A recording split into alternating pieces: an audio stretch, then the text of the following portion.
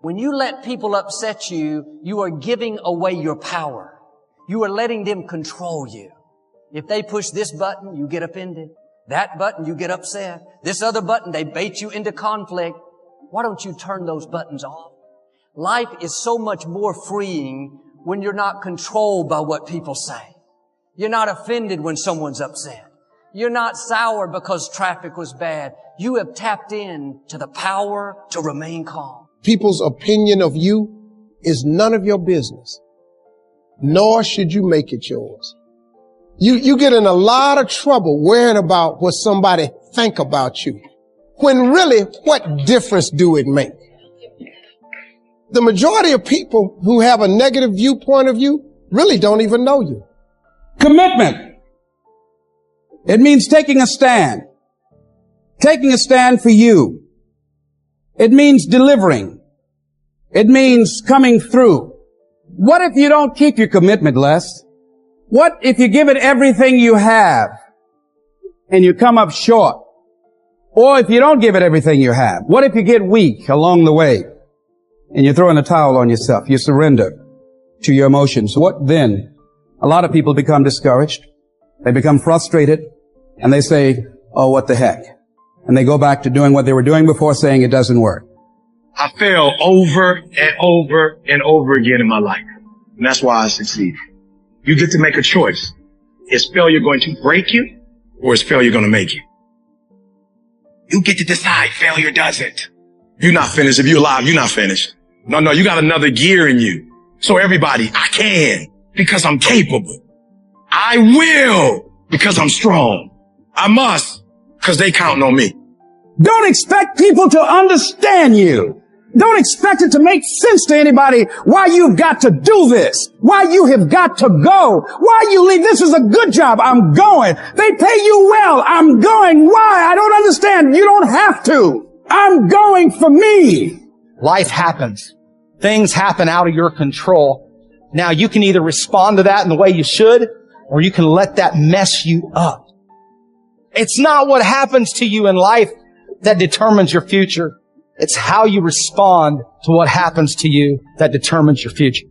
It's going to take everything in you that your life deserves, the concentrated effort to begin to look at how is it that I can express more of me? How is it that I can bring my ideas out here now? Don't allow that inner doubt in you to talk you out of it, to build a case on why you can't have it, to tell you why you're not good enough. You ignore that inner voice and all of the external voices. Don't judge the possibilities for what you can do based upon the circumstances, because the circumstances won't determine who you are. Don't determine what you're able to do based upon your resources. Don't determine what's possible for you based upon where your life is right now. Where your life is right now is not you. That's just what it is right now. If you're coming back from adversity and devastation, it's unlimited of what you can do. Don't allow your emotions to control you. If you don't discipline and contain your emotions, they will use you. Your mind goes on automatic. Weeds don't have to have any encouragement to grow.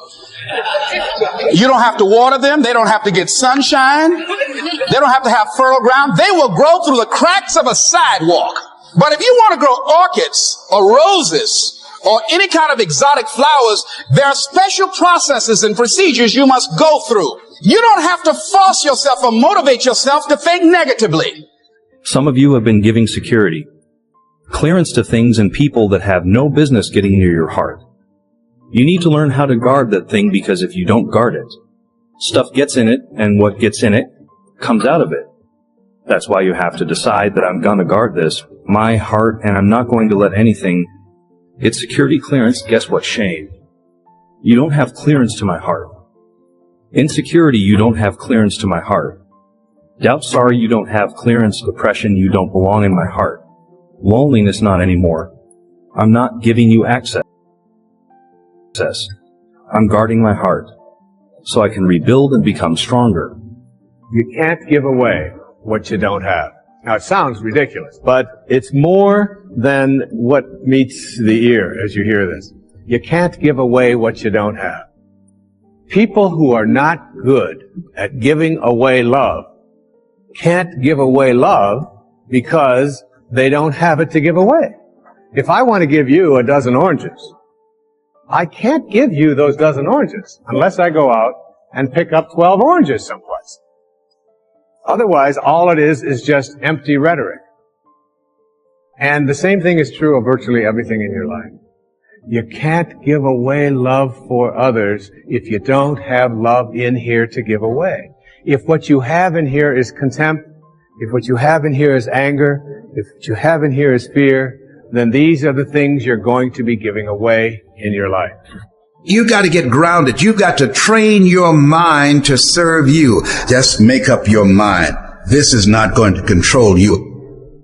You have got to make a declaration. This is what you stand for. You're standing up for your dreams. You're standing up for peace of mind. You're standing up for health. You want it. And you're going to go all out to have it. Your intake matters. What are you taking in? What are you consuming during this moment of broken heart? Do you have those people in life that appeal to the worst in you and not the best in you, and whenever they connect with you, they bring to where you were before?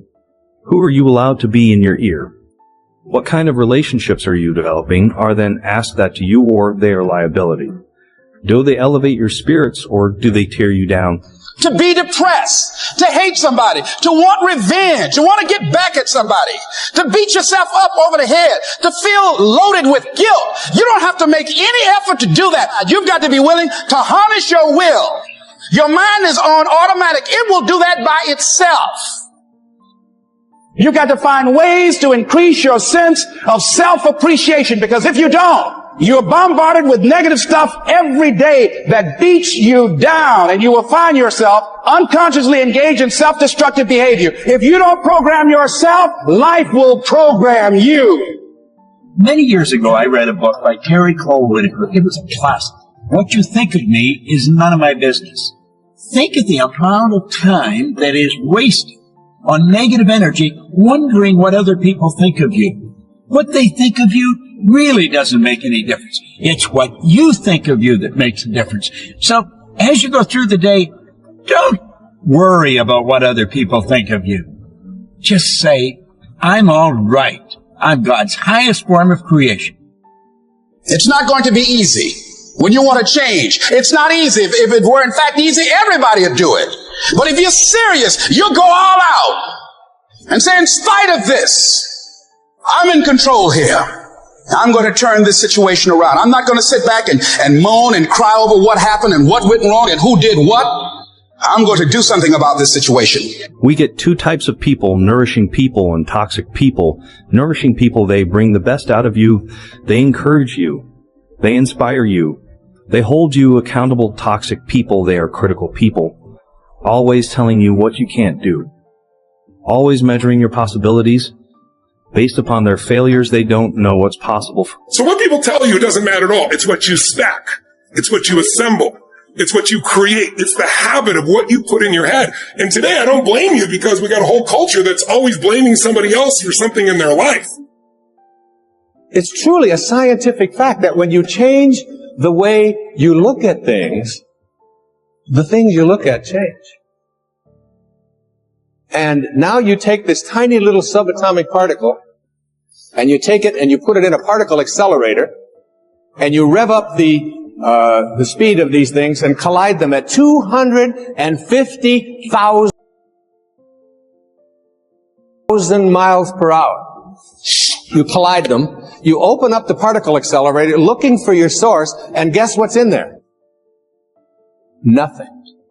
No thing. That the dot that began you originated from a field of energy that has no boundaries, no beginnings, no ends. It's infinite.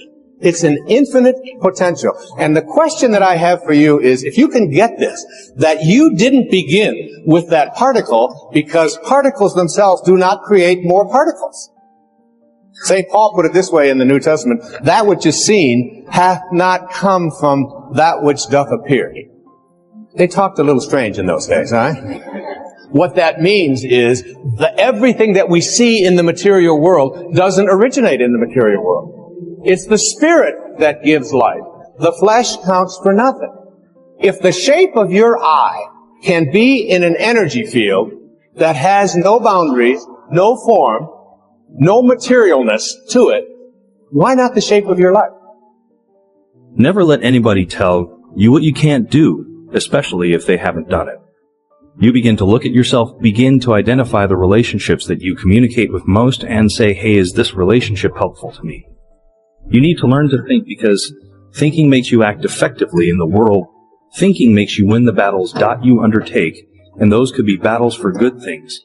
If you can think and speak and write, you are absolutely deadly nothing can get in your way. You have got to change the way you think. It is the whole determining factor of where you go in life. We are all where we are today because we thought ourselves to this position. If you don't like the position, think yourself out of it. Your brain is divided into two halves, positive and negative, good and evil. It don't function on nothing else. Ain't no neutral ground in your brain. It's either positive and good or negative and evil. Each half of your brain has millions of factory workers on each side. You got 1 million factory workers on the positive side. You got 1 million factory workers on the negative side. At the forefront of each one of those factories in your brain is a foreman. You got foreman positive and you got foreman negative. You are in charge. You're the boss of the factory. Guess what? We are how we think. So now, since your brain is in two halves, let me show you how this works. You wake up in the morning and you say, man, I don't feel myself today. I got up on the wrong side of the bed. I'm not a morning person. Foreman negative hears that. He steps to the front. He said, what did you say? You say, I said I woke up on the wrong side of the bed today. I'm not myself. I'm not a morning person. He says, you got it right away. He said, hey, the boss just woke up and said he's not a morning person. He's having a bad day today, and he ain't feeling himself. Let's get to work. The 1 million factory workers start producing thoughts to justify what you just said. So now guess what? Man, I hate my alarm clock went off this morning. I got to get out here in this traffic. I would drive down here today. I don't even like these people on my job. I can't stand this car. I'm finna get in this morning. Sure wish I had a new car, but I'm driving this ragged ass car. And on and on and on. The end of the first day, that's you. Don't eat an apple. You say, well, I didn't eat an apple today and tonight. I'm not well, so you got to be brighter than that. Somebody's you got to live fast. Great, the reason we make those so small so they won't fit at age 25, right? You don't belong here anymore. Scams on now. Let me give you the secret to success formula for failure. A few years and judgment repeated every day for 1 month starts the week, starts the disaster for says you can imagine what's happened. Now here's the formula for success. If you simply practice every day, you have starts a whole new process called a whole new life.